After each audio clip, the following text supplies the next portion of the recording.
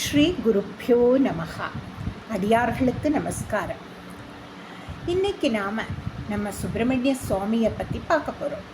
சுவாமி எங்கெல்லாம் இருக்கார் தெரியுமா?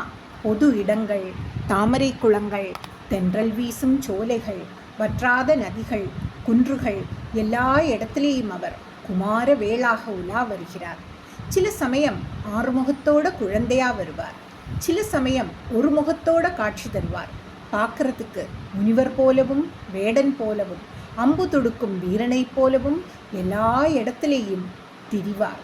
இப்போ நம்ம ஆற்றுல ஒரு சின்ன குழந்தை எப்படி துருதுருன்னு எல்லா இடத்துலையும் ஓடியாடி விளையாடுமோ அந்த மாதிரி தான் நம்ம முருகனும். இதை பார்த்து பார்வதி தேவி ரொம்ப ஆச்சரியப்படுறா. ஒரு நாள் நம்ம உமையாள், அதாவது பார்வதி தேவி, ஈஸ்வரன் கிட்ட முருகனோட சிறப்பை பற்றி கேட்டாளாம். ஈஸ்வரன் என்ன சொன்னார் தெரியுமா? மாதேவி, நம்ம கண்ணிலே இருந்து வந்த குமாரனை கங்கை தாங்கி சென்று சரவண பொய்கையில் சேர்த்தாள். அதனால அவனுக்கு காங்கேயன்னு பேரு. முருகனுக்கு பல பேர் இருக்கு, அது ஒவ்வொன்றுக்கும் ஒரு காரணம் இருக்கு. காங்கேயன் சரவணபவன். கங்கை நதி தாங்கி அழகான சரவண பொய்கையில குழந்தை வளர்ந்ததால அவனுக்கு காங்கேயன் சரவணபவன் அப்படின்னு பேரு.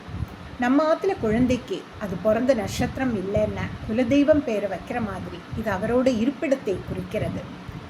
கார்த்திகை பெண்கள் 6 பேர் வந்து இந்த குழந்தைக்கு பால் கொடுத்து வளர்த்தா.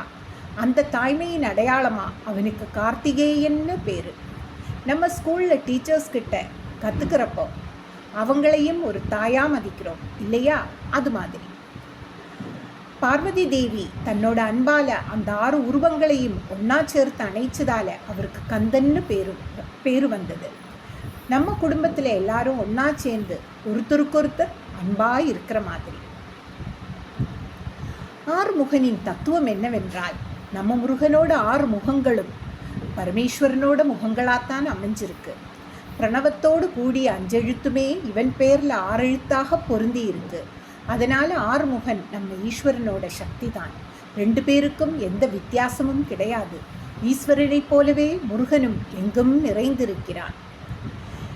இதை எப்படி புரிஞ்சுக்கலாம்னு, நம்ம ஆற்றுல அப்பாவுக்கு என்ன திறமை இருக்கோ அதே திறமை பையனுக்கும் இருக்கும்.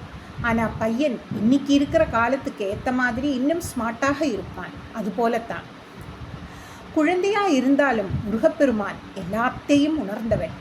தன்னை வழிபடுகிற அடியார்களுக்கு செல்வமும் ஞானமும் சிறப்பும் அருள்கிறவன்.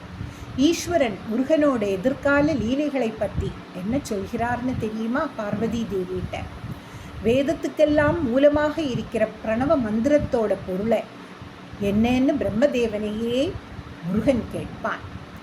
பிரம்மனுக்கு அது தெரியாததால அவனை தலையிலே குட்டி சிறையிலே அடைச்சிடுவான்.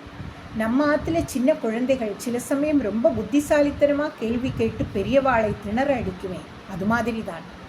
அதுக்கப்புறம் பலகாலம் முருகனே படைப்பு தொழிலை செய்வான்.